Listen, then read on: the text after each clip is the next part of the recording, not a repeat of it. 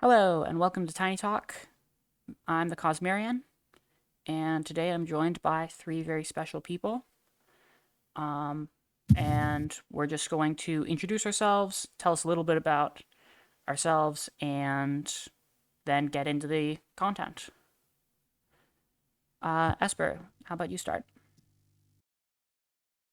Hey there, folks. I'm Esper the Completed. I'm playing for over half my lifespan, and I play basically every constructed format that Wizards recognizes and multiple that it doesn't. Lovely. And on to the next. Okay, hello, my name is Bastian. In real life, I'm Borgert here on the server. I'm a 50-year-old doctor from northern Germany, and I've been playing Magic since 1994, mainly formats with sideboard, concerning the topic of the episode today. And currently I'm very much playing Legacy, Pioneer, and Tiny Leaders. And there is a certain variant in Europe called a Highlander, and it's also a singleton format that I enjoy a lot. And last to Ryan. Hello, everyone. My name's Ryan from the MTG Homebrew Network. I also go by BlickyPop in the Discord. If we're in there, say hi. I also have a very similar background in many formats, many of which include sideboards. I've been playing since the original Tiny Leaders days. I think my first deck was actually Anax and Cymede. But yeah, I've wanted to talk about sideboarding with the general public because a lot of Commander players don't actually don't have any experience with it. I think this was a very interesting topic, so I brought it up in the Discord and said maybe we should talk about it. Yeah. And as you probably know, I'm the Cosmarian. I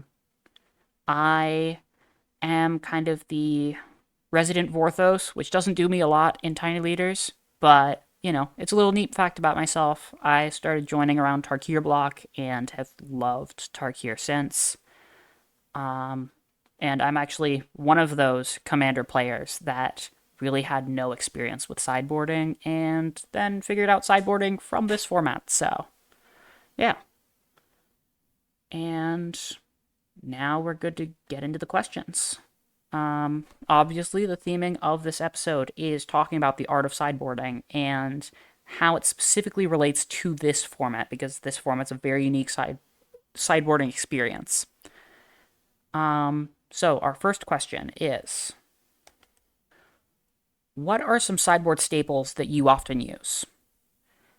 And this could be pretty much any sideboard staple. There's a lot of different sideboard cards that you typically use in Tiny Leaders, and they serve different purposes, but just an idea. What are sideboard cards that you like using? And we'll start off with Esper. For me, sideboard cards are very much always with an intent to target specific things. Cards like Pithing Needle to target decks like Grist or Marath or anything else with activated abilities are great cards for me. As well, things that target specific archetypes, like cards that help against control, things like Veil of Summer, or things that help against aggro, things like Warmth. 100%. How about you, Bogarden? I absolutely agree. I have learned, having learned to sideboard is one of the last things I learned in my Magic career. And Tiny, I think, is being unique here since it is the only singleton format that has a sideboard. And this is especially the reason why we're talking today, because the most Commander players are not used to do that.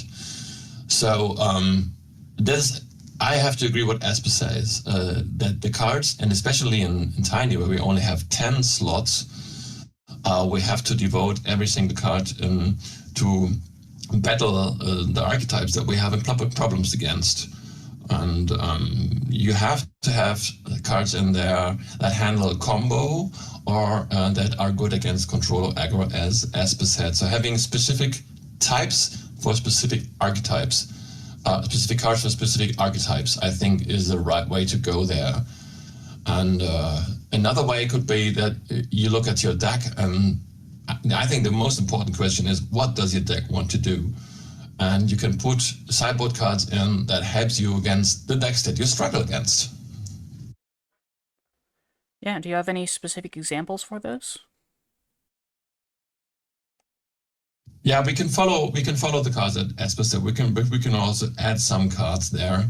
For example, me being a red player, usually I have Eidolon of the Great Revel or Pyrostatic Pillar to help me against storm decks, for example.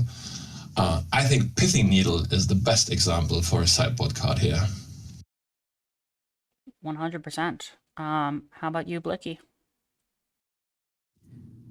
So, looking through my lists, I noticed that I definitely have a couple like overlapping cards that I'll use as like the hedge specifically, like something that I know I'm going to need to have something for when I'm playing against a specific deck. So specifically, a card that comes up a lot in my lists is Relic of Progenitus. It just comes down early. It's good at replacing itself and also controlling a graveyard or getting rid of it in one foul sweep. So it's like that, being able to have that early and be able to just kind of control its usage. It's good at not being on the battlefield and also getting rid of graveyards. But in the same way, cards that kind of replace cards in your deck that you would already be playing, namely if I'm playing Spell Pierce in the main, I would keep a Dispel in the sideboard because it's kind of like a better counterspell for the same rate against specific decks, but not all decks. It's that kind of like dichotomy of hedging against certain things just in a different, more specified axis. Oh, for sure. I think for me, there's three main types. Well, there's four main types of decks that I would generally have specific cards to deal with. And that would be aggro, control, combo, and any sort of grave reliant strategies.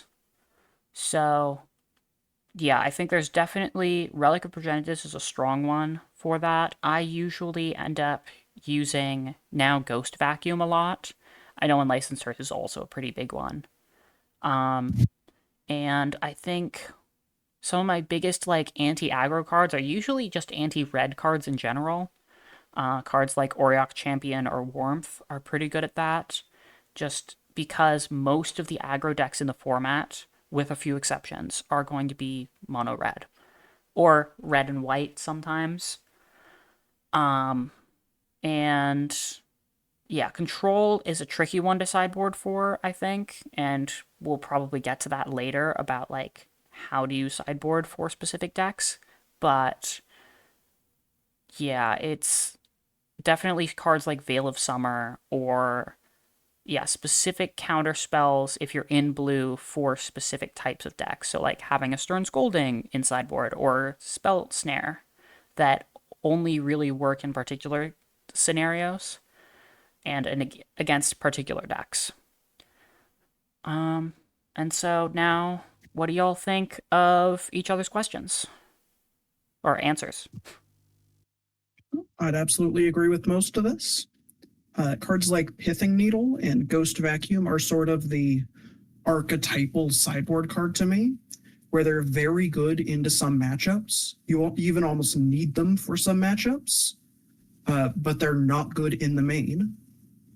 Cards like Relic of Progenitus and one of my personal favorites, Nihil Spellbomb, in a similar vein, sort of can be in the main, especially if your meta is more graveyard heavy, because they sort of cycle in that way against other decks. But cards in the sideboard generally should be for specific matchups, because if they're good into all matchups, they should just be in the main. If they're even good into most matchups, they're usually in the main. Cards in the sideboard are either going to hate on something like a strategy, being aggro or control or combo, something like Storm with Deafening Silence being a great piece against it, or they're going to hate on something like a color, cards like Red Elemental Blast, Blue Elemental Blast, the aforementioned Veil of Summer and Warmth. Those are all very good cards in the sideboard that should not be in the main deck. I like to go into specifics here, especially when we were talking about the graveyard hate, for example. I absolutely agree that graveyard strategies should be cared about in your sideboard. But for example, when we're talking about Ghost Vacuum, unlicensed hearse, and stuff like that, I'd like to know what is your choice for a specific card. Let's say, for example, a Relic of Progenitus, because that would be the graveyard hate card that I'd put in like last. I think I have a Lantern in my sideboard. So I'd like to know from Ryan, why did you choose Relic over another graveyard hate card? Definitely just a matter of comfort, I would say. I'm used to playing Relic because I've played it in multiple formats, and stuff like Ghost Vacuum and even to an extent Soul Guide Lantern I'm familiar with, but definitely not as I don't have my reps in with those cards in specific. So when I'm thinking about cards that I'm putting in, even if they're not like the most like optimal, I guess, sometimes when I'm just like thinking about building a deck and putting things in, and maybe a card could do the job better, I'll still put in a card that I know I'm used to using, so that I at least know what I'm getting into, and not like playing myself and maybe not hedging towards specific things, I guess. Yeah.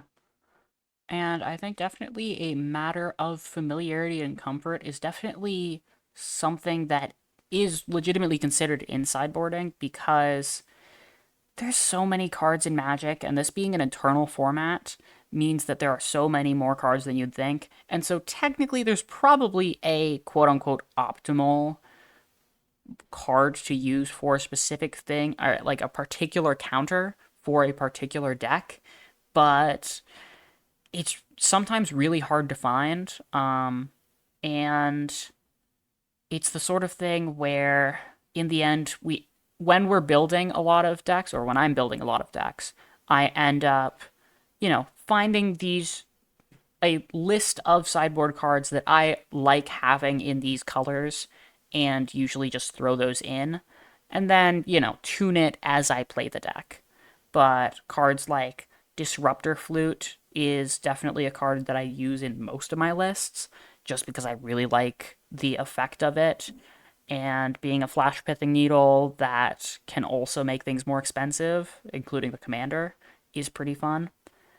And then you have the question of cards like Auriok Champion versus Sanctifier and Vec, where they both are 2 white pip, 2 mana creatures that have protection from red and black, but they both have slightly different effects that can be useful for slightly different matchups. So like Auriok Champion, particularly good against aggro, where Sanctifier and Vec is pretty good against graveyard-based strategies, especially with the Titans or cards like Underworld Breach. And that a lot of times just kind of boils down to preference on what I think feels better for the deck, or which one I like better. I currently like Auriok Champion a little bit better, but that's also because I'm playing a lot of creature-oriented decks. So I definitely think preference is a big factor in sideboarding. Well, that also sort of brings us to combining sideboard cards, where you can play a card that is good against both red aggro decks, or the sort of off-meta, more black aggro decks, but also is strong into graveyards. There's a couple cards out there like that. One that I like is Graveyard Trespasser a lot of the time. That one is Graveyard Hate. It's a good threat into removal decks like mid-range and control ones, given its ward, discard a card. And it's also a large body that gains life into aggro decks. That's the sort of card that can be in the sideboard and brought into a lot of matchups, but it also could just be in the main. But it's often not quite strong enough to be in the main. So a lot of the time you'd bring out a weak card and bring in a sort of powerful, maybe more generic card. I don't like those as much in a lot of sideboards, but if you have space and you're not sure what to fill it with, those sorts of cards can be very powerful. All right, on to the next question. How should I figure out which sideboard cards to use? What's the strategy there? We've talked about some cards that are used as sideboard cards, but how do we figure out which are the cards that you are to play? And we'll start with Esper. So this question very much depends on what deck you're on and what deck you're facing. If you're running into something like red aggro, a lot of the time you just want to bring in the cards that gain life or are large creatures that can block or more removal spells. And you often want to bring out slow spells that are maybe card advantage, anything that makes you pay life. But that's sort of the easier matchups to sideboard for. Something like combo, which can come at you from multiple angles, can be harder, as well as something like control, where you want to bring out a lot of removal spells that don't really have targets, but you don't have as many cards to bring in. Those are where it really starts to get very, very dependent on your exact list and sideboard. Because when I'm facing something like Amanatu Control, where it's full Esper cards next to no creatures, you always want to bring out Fatal Push or Swords to Plowshares or that sort of card. And sometimes you've just got to bring in like a subpar graveyard hate creature, maybe. Something like Scavenging Ooze, where it's not good. It's not going to do all that much in the matchup, but it is a 2-mana 2/2. That is more text than Fatal Push for that. Yeah. And what about you, Bastian? I think there's not much to add there. Esper covered it pretty good. It mainly depends on what you are doing, what you're facing. And after the first game, try to, of course, take the cards ahead, your game plan, and destroy the game plan of your opponent. And I agree that, for example, Scavenging Ooze can be like a 2/2 blocker, and the graveyard plan that has usually texted on it, it does not matter. I've been playing like one deck for the last month only, and only in that deck. So I have a certain perspective, of course, from an aggro standpoint. So and that's it. Yeah, I don't have to add much more. Okay, what about you, Ryan? A lot of the time, people get very fixated on their plan and what their like deck is trying to accomplish, and they'll try to put things in that maybe supplement their plan more than they would help against what your opponent's doing. So I feel like a lot of the time, if you're looking at your deck and what is exactly necessary to accomplish your plan, you end up seeing like the flex spots, which people will reference as like, how many flex spots do you have in your deck? Like that's the kind of cards that like are maybe generally good and maybe aren't exactly supplementing your plan. I look at like Ragavan for this, because like Ragavan is like a one, not a one-trick pony, but just a one-man band where monkey hit, get treasure, draw a card. If that's not like what is going to win you the game, yeah, it might be good against most decks, but you can probably figure out a card in your sideboard that would help you a lot more than just the raw value of what like a card like Ragavan would bring. Yeah. And as for me, I would say, for me, when considering what sideboard cards I include in the deck, I usually don't like having cards that are good against one specific matchup. I definitely feel like having cards that are good against two different things, like Sanctify Iron Vect being good against aggro and good against Graveyard Hate, But then, like, cards like Deafening Silence, sometimes you need to have that in there because it's just really good against particular matchups that you're really bad into. But it's, that sort of thing where when it comes to playing the when it comes to actually doing the sideboarding when you're playing a game, I find that having a few cards that have overlapping duties makes it more likely that I can sideboard in that card. Um, for me, going from commander to tiny leaders, I find that the sideboard is just an awesome way to reduce that, like, feels bad of playing into a deck that just happens to be really good against your deck and shut down what it wants to do. And then you can sideboard out some of the cards that your opponent's deck is really good at stopping. And then sideboard in some cards that is maybe trickier to deal with. And one of the things that I hate the most is just having like one or two cards in the sideboard that are worth siding in, but really not wishing that you had sideboard cards to put in and then not having sideboard cards to put in. Sometimes, when you side in one or two cards, that's because your deck is naturally good against that deck, but sometimes it's just because you don't have the sideboard cards available to you. And that's when having more general or double duty sideboard cards end up being useful to me. And now, what are you guys' thoughts on each other's thoughts? I agree with a lot of what's been said. A lot of figuring out what exactly to bring in is very dependent on the sort of cards you can bring out. How many cards in your main deck don't help? How many cards in your sideboard are actively good? But I also think this sort of brings us over to a concept called sideboard mapping that I'd like to get into after this. Yeah, absolutely. I definitely think that Ryan's point about like flex slots in the deck is a very useful concept to me, where I have cards that I often feel that, in a large enough portion of matches, I end up siding out to side in specific cards.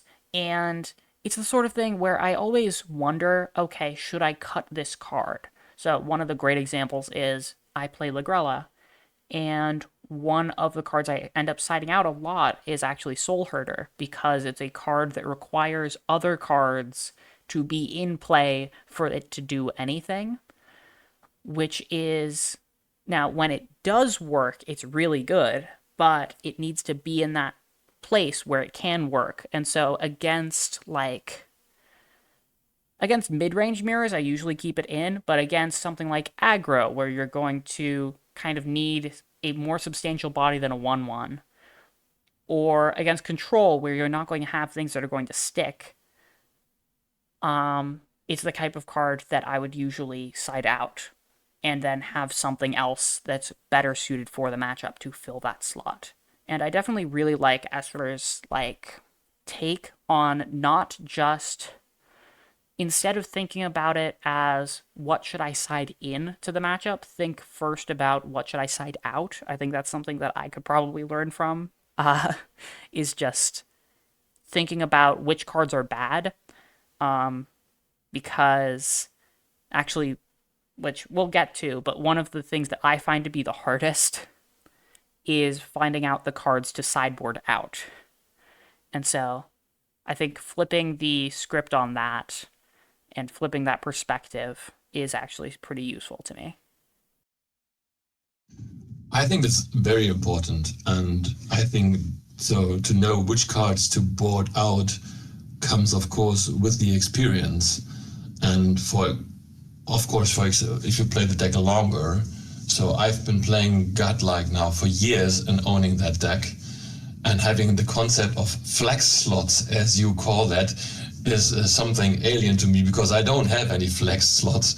I only have like slots of bad cards that I change from month to month, but I get what you're saying. So taking the cards out is, I think, a thing that comes with time. And of course, is dependent on how your deck changes. If you play the same list over and over again and try to improve that one, or if you're having fun at trying out different lists, that of course leads to different sideboards. So that's quite tricky. Yeah, and I think this is a perfect time. I will add that, like, the sideboard is something that will probably change the most over time in your deck list because it is very meta dependent and dependent on how well you know your deck. And so when you're first making a deck, when I first make a deck, I usually just throw in some cards that are generically good sideboard cards in the colors. And so, like, for example, if I'm a deck in white that doesn't have a lot of red cards or is particularly scared of red, I would put in that, like, Oriok Champion. Not necessarily because I am 100% sure if the deck is weak to aggro because I haven't tested the deck, but just because it's a generally good card, and so sometimes it's worth putting in. Or, like, if I worry that this deck is bad into mono red aggro and I'm in white, I play a lot of white, um, I would put in Warmth and just have that be a card in the sideboard. However, over time, that's going to evolve and change as your deck evolves and changes, and also as the meta evolves and changes. To comment on two things that actually you specifically said. The feels bad of running into a deck that just like folds yours is so real. And one of the things that I love so much about specifically sideboarding is that you can avoid those feel bads by just like having a mental sesh with yourself and figuring out, okay, what am I bad against and how do I negate that? And that also brings me to a point, the second point that I wanted to make, that the way I see tiny leaders right now, specifically tiny leaders, is that there is a meta and there are people who play specific decks very regularly. But if you're just joining the Discord and going to play, there is like so many different decks and archetypes present. The format is not figured out. It is so diverse and fun, and like making a sideboard that is more general than focused on specific decks is, I think, way more vital, because you're not going to see the same deck twice, I think. I'm sure that some, like, I haven't seen any like tournament grinders specifically for this format. I don't think that's a thing, but like if you're looking at specific archetypes as opposed to specific like leaders or cards in decks or anything like that, like, yeah, you'll see Underworld Breach, but I think you're better off just planning to hate on graveyards as opposed to like a specific thing like Underworld Breach. I would absolutely agree with that. Going to sideboard mapping, this is where you take your sideboard, look at all the sort of decks that you're expecting to face against, and before any matches even happen, set out what your sideboard plan is going to be. You can sort of write out, all right, if I run into a basic red aggro deck, I bring in these 3 cards, I bring out these 3 cards, and that lets you much more precisely fine-tune your sideboard, because then you'll know when I'm into red aggro, I want to take out these 3 cards in particular. What can I put in my sideboard that will make me better against aggro for those 3 slots? This is a sort of very time-intensive concept that people generally will do in high-level play, very much when they're very in on a deck and very developed with it. It's a very useful tool for both having that precise sideboard as well as saving on brain power during a match. Sideboarding is a very thought-intensive process in the middle of a match, As well, you can't think through sort of every line possible in the moment, because sideboarding, you sort of have limited time to do so much of the time. This isn't a process for everyone to undergo, especially not for a simple deck you're bringing through a league once. But if you're playing with the deck for multiple months, bringing it to fairly major tournaments, it might be worth taking the time to actually map out your sideboard and figure out exactly what you want for specific matchups. So it's basically, I like that a lot. So it's basically you saying, come prepared if you practice beforehand sideboarding. I like that a lot. That's a cool idea. Yeah, it's like practicing for sideboarding. It's where it lets you know exactly the matchup plan that you want to have going into the match, and it lets you build your sideboard exactly as you will want to be for that matchup. If you're expecting to run into Storm and you want 2 hate cards for it, find 2 cards in your list that you're happy to take out against Storm. Find cards that you're happy to bring in against Storm. Yeah, and Ryan, you had a thought? Yeah, just a quick comment. A friend of mine, we went to a 1K this weekend, and they brought an entire scribbled notepad of it looked like a mad Venn diagram of different matchups that we were expecting, and just what cards would go into what matchup. This is a completely real thing. People take the time and figure it out before they get into it, so they don't have to think about it live. And it's very, very important, and also very, very it helps your brain. It's just like self-care to figure out what you're going to do before you need to do it. I mean, and sorry to interrupt you there, but in established formats, this is exactly what we have. We have all these sideboard guides that you can print out for certain established deck types, and you can go to a tournament, play a list that you have not played before, and sideboard due to the sideboard guide. For Tiny, of course, being such a broad and niche format, we don't have these sideboard guides, and you have to make them up your own. As well as for a lot of other formats, you'll have exact sideboards for exact lists.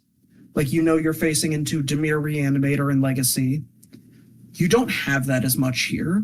If you're running into red deck, it can be something like it can be something like Arabella, something like Ragavan, something like Lelia, something like Flage. There's all sorts of those sort of red all-in aggro decks, and you sort of do a sideboard plan for most of them collectively. As well, especially during large single-day tournaments, especially in-person ones, that's where this is most important. Like where Ryan was saying, him and his friend were going to a 1K. That's a single-day tournament with a lot of matches in one day. Not thinking about sideboarding for 5 matches in a day, that is a huge mental burden off of you.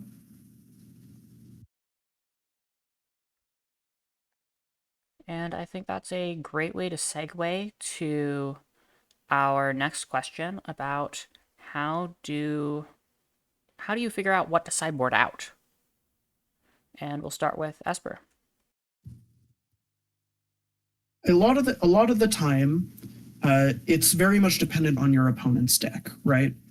All the cards in your main should be cards you're happy to bring to most matchups. When you've run into something with a lot of removal or a lot of creatures on the ground, you're often going to bring out those 1-drops that want to connect. Things like Ocelot Pride and Ragavan are ones that I often reach for early, especially if you putting on early pressure isn't as necessary. When you run into something with low creature counts, decks like Amanatu, decks like Ketramos, I very often reach for removal that isn't going to hit their actual commander. Cards like Fatal Push, which hits neither of those. And sometimes even cards like Lightning Bolt, though having burn aimed at the face is still often a good thing. I usually keep Lightning Bolt over Long Goodbye in decks like those, because they have an alternate target in their face. Absolutely. What about you, Bastion?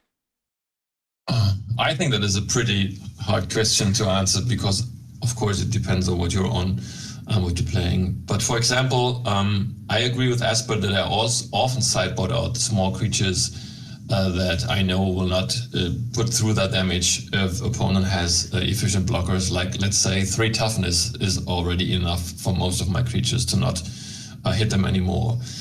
I'll pick another example. I mean, I've got Blood Moon and Magus of the Moon main board since they win games. But if I'm, for example, against a 2-color deck that has red in, I always sideboard out the moons because they don't do much. And if that would be like, let's say, a 3-color deck that has red in, that would be different. I'd keep the moons in. So you have like these micro decisions on what you're in and what you're against. But most of the times, I sideboard out the small creatures like Ragavan or Beaumont Courier when I'm not on the play and when I'm not pushing through damage. Or, as I said, the moons, for example, when I'm against a red deck. And there was something else I wanted to say, but I forgot. Wait a second. Well, it slipped my mind. So let's have Ryan have a say. I don't have much to add, actually. It's really just kind of what I mentioned earlier. It's you look at what your plan is and you figure out the cards that you need in your deck to accomplish that plan, and you figure out what cards are supplementing your plan or maybe hedging against something else. I think maybe a specific example would be maybe as helpful. Let me think. Say you're playing against like a Storm deck and you have a Spell Pierce or something like that. I think I brought up Dispel earlier. Your opponent likely will have enough mana to be able to pay for Spell Pierce in the later portions of the game, but if it's just a tempo thing, it's good in the beginning. But it might be worth having a more specified card. You could play both Spell Pierce and Dispel in the deck in games 2 and 3, but rather than opening yourself to a bad draw at a certain point in the game, it might be better to just have a good draw at all points in the game and only have that one draw and still be playing other stuff that help your plan. Yeah. And I actually really agree with that point of when against especially like control style or mid-range decks, considering would you be happy to see this card top decked most of the time is usually a useful type of thing to consider, because oftentimes I find myself against removal heavy decks, for example, siding out something like Giver of Runes, even though it does have the potential to block removal from other cards and require them to spend one more removal spell to get to who they want to get to. But the problem becomes if they're already removing everything and you're drawing to an empty board, you definitely don't want to be seeing Giver of Runes at that point.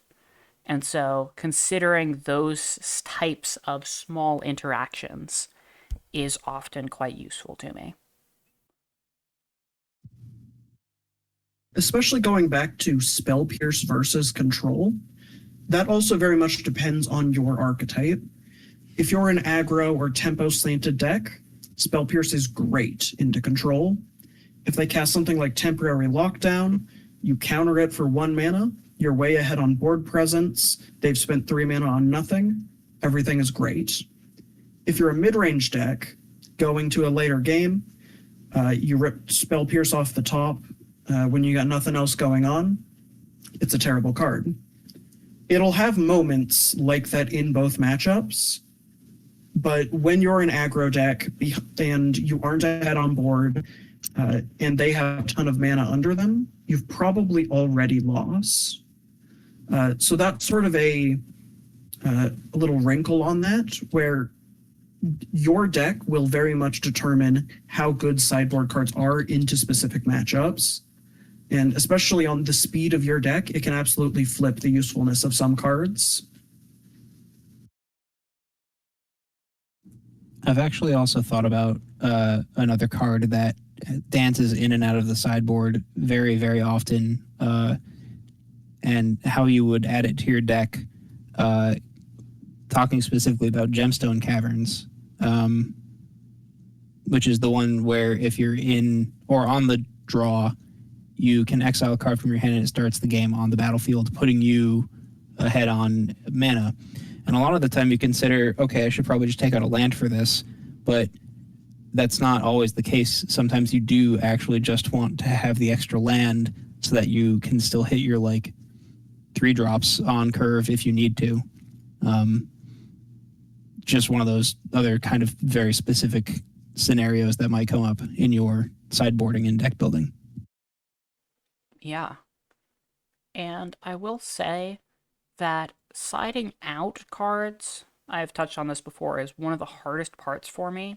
And I think a lot of that comes down to in 60 card formats or in non-singleton formats, you have the ability to trim cards. So if you have something like 4 copies of a card, you can go down to 2 copies or down to 3 copies, and you don't have to completely remove that effect from your deck. And when you're in singleton, while there is some potential for redundancy, like having a Flicker engine in Lagrella, you can have Soul Herder, but you can also have Velia. They don't do the exact same thing, and they have different use cases. And so removing that ability from your deck is an extra tricky thing. And I think Esper's point about sideboard plans ahead of time is definitely a very useful tool if you're particularly struggling with something like that. I think I've said most of what I'm looking to say on this topic. Same here. Alrighty. Then we'll move on to the last question, which is, what are some pet sideboard cards that you generally like having in your decks that you think people that are familiar with tiny leaders and sideboards usually don't think about, and maybe should think about a little bit more? And we'll start with Esper.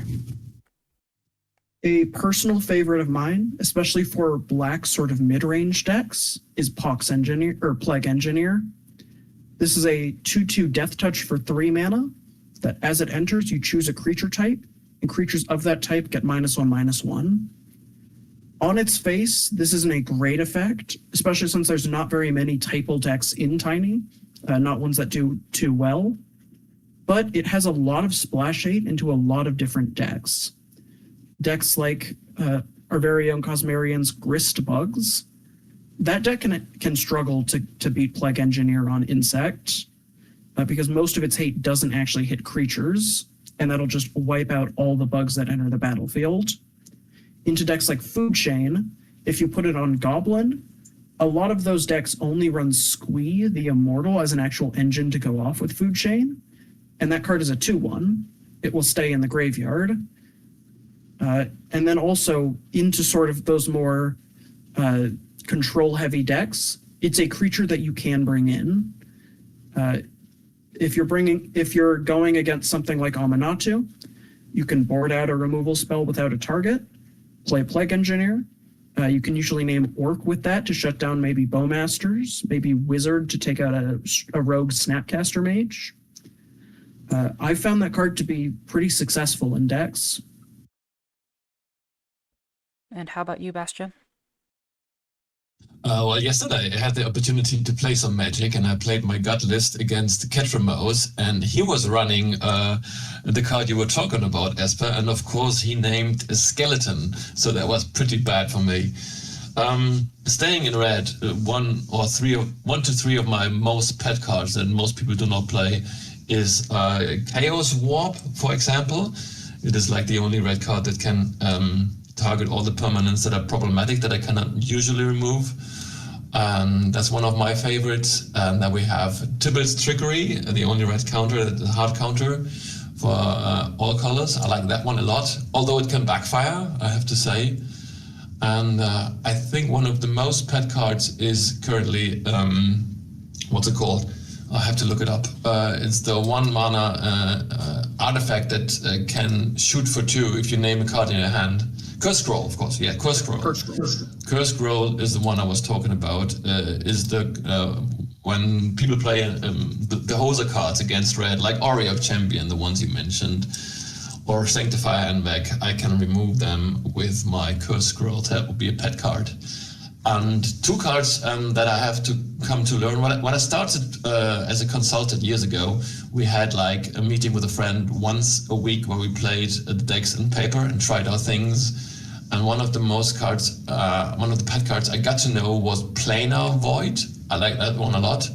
1 black mana enchantment. Whenever a card is put into a graveyard, you exile it. I think it's very powerful. And another one I read about last tournament is Compost, a 1 mana green enchantment that whenever a card gets put into the graveyard from your opponent, you draw a card. That's a very neat one. Yeah, whenever a black card specifically. Yeah. I'd also like to call out Chaos War. Having a lot of that sort of very conditional use, because not only does it hit a wide variety of permanents, it can also take down a Merit Lage in a color that struggles with it. Red does not have many ways to get rid of a 20/20 indestructible flying. That card will do that. Yeah. And Ryan, what's your thoughts? I'm going to be boring. I like Pyroblast and Hydroblast. Those are my favorites. Just like being able to, I like being able to counter a spell in red or blow up makeshift munitions in blue. Having those dynamic, like a counter or removal spell for 1 mana at instant speed. I play a lot of red and blue decks. I just love having access to those two cards. Yeah, for me, I think I have like, let's say 2 like pet cards that I really like. One of them isn't really a pet card. Actually, no, I have 3 pet cards, 2 of which aren't really pet cards. The first one is one that's kind of now popped up, especially because of Ketramos being in the meta, that I just like playing with, even without playing against Ketramos. Right now, there's a soft Ketramos boycott at the moment, just because people are tired of playing it. But I still really like playing Celestial Purge because 2 mana instant exile a red or black permanent is just a really nice effect to have. And it's useful in so many matchups. And another pet card that I really like, which isn't really a pet card, is definitely Pick Your Poison, because it can get rid of an artifact or enchantment that's annoying without having to target it, as well as getting rid of something like Nadu without targeting it, or Merit Lage. So there's a lot of use cases there, and while something like Natural State is usually the go-to for 1 mana green artifact and enchantment destruction, I just really like Pick Your Poison because of that like subtle use cases for it. But my real pet card is probably in mono black specifically, is a 3 mana. Let me check the exact card. It is 3 black pips to look at. Sadistic Sacrament is the name. You can, for 3 black pips, look through your opponent's entire deck and exile 3 different cards from it. Technically, if you pay 7 additional mana for a total of 10 mana, you can exile 10 cards, but that never gets used. But being able to sideboard that in against either hard control decks that have very few win cons, or decks that have like are combo decks, right? So against Food Chain, getting rid of the Slime Foot, the squee part of things, or the Scourge. While those, you can cast them from exile, so it's not exactly what you want to be getting rid of. Sometimes it has to be what you get rid of. Obviously, Food Chain is a particularly good target for that if they still have it in their deck. But getting those cards is I think one of the only cards in the format that can really do that with any sort of efficiency, and I just really like it in mono black. I've had that card cast on me when I was playing a lands deck, taking away Field of the Dead, Dark Depths, and Uro, and left me with almost nothing to win the game with. That was a good one. In a similar vein to Pick Your Poison, in almost all of my black decks, I have Sheoldred's Edict somewhere in the 60, either in the main or sideboard, depending on how many removal spells I want, just because it hits so many of those decks. It'll take out Nadu, Merit Lage, Geist of St. Traft, whatever random hexproof or indestructible threat that you need taken care of. It's got a lot of game to it. And as well, it's another one of those cards that's pretty good to bring in for a lot of different matchups if you've got something that you really want to take out of your deck.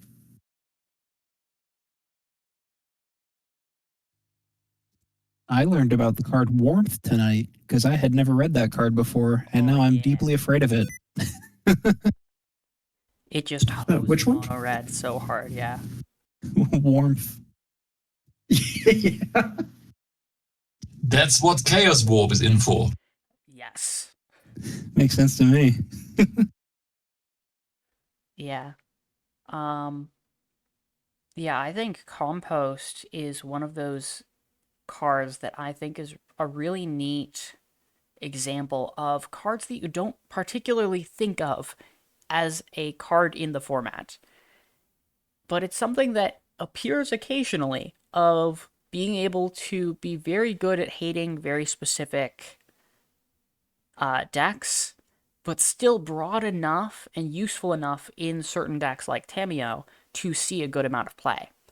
And that's the sort of card that you never see as a commander player, who is still in an eternal format, but you're probably not going to see Compost played into you because, one, color hate is a lot less good in EDH, but also it's just a very specific niche card that is, unless you are like a particularly good deck for like Toolbox, you're not going to see it, but with 50 cards, it's useful enough to have in the sideboard. So, yeah, gotta love Compost. The card.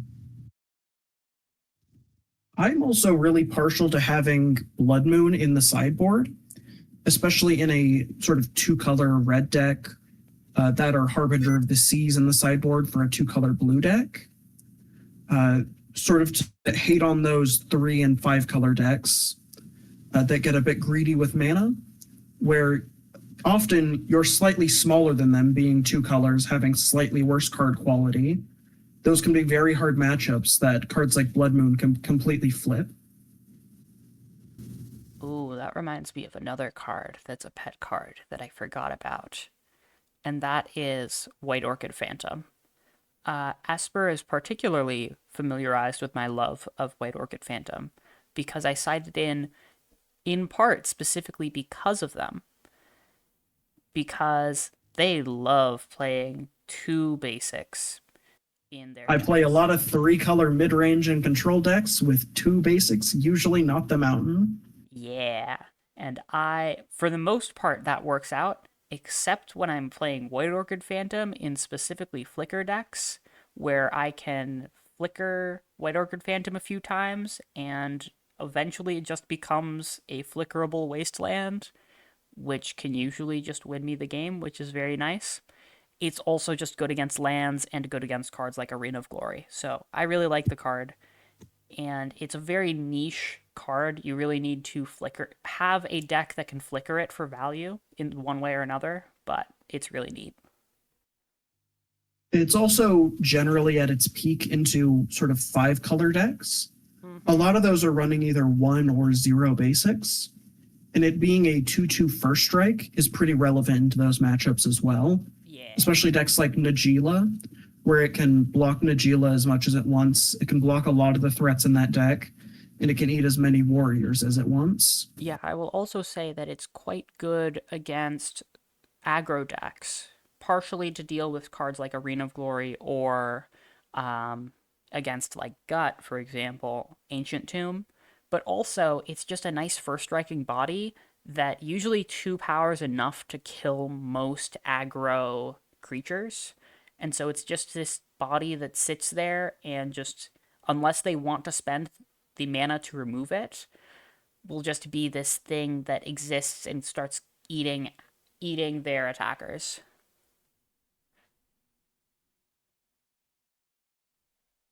But yeah, do you guys have anything else to add? I just have some closing thoughts because I have to go prepare for work.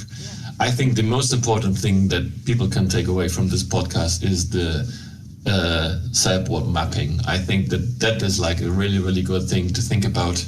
And as I said, I learned about sideboarding very, very late in my Magic career. It takes time, so be patient with yourself and just gain your experience. And that's everything from me. Thank you very much. Thank you very much, guys. Awesome. Yeah, I think closing thoughts 100%. Sideboarding is hard, especially in a singleton format and especially in tiny leaders. It is difficult and it takes time to master. And it's the type of thing where I'm still learning about it, even though I'm like, getting on at this point close to 3 years playing tiny leaders. Um, it's still the sort of thing that I'm still learning how to do and how to maneuver around and learning new tricks. So it's okay to be bad at it at first. It's a small but important part of the format, and you can just get good at it over time. Yeah, absolutely. A great takeaway here is that even all of us up here who've been playing the format for a long time, all of us who've played other formats usually, we have a lot of experience sideboarding. We still make mistakes. I'm not perfect at sideboarding. I'm very experienced, and I think I sideboard well. That isn't a perfect thing. Everyone messes up on sideboarding. It just takes practice and know how to actually get there. I'll follow up and say, lose. Go and lose and figure out why you lost and then do something about it. It does take time, but it's worth figuring out because the feel bads are real, but the feel goods are awesome when you can figure that out. Yeah. Yeah, without testing, even we are just using guesswork as well. Yeah. And yeah, as always, stay tiny. Stay tiny, folks. Stay tiny and goodbye. Stay tiny. Go play tiny leaders. It's awesome. Good night. Yeah, and check out BlickyPop if you haven't already. I'll have their YouTube channel linked in the description, and they are great. The MTG Homebrew Network plays a lot of different formats, including tiny leaders, and it's just a great time and a cozy little channel.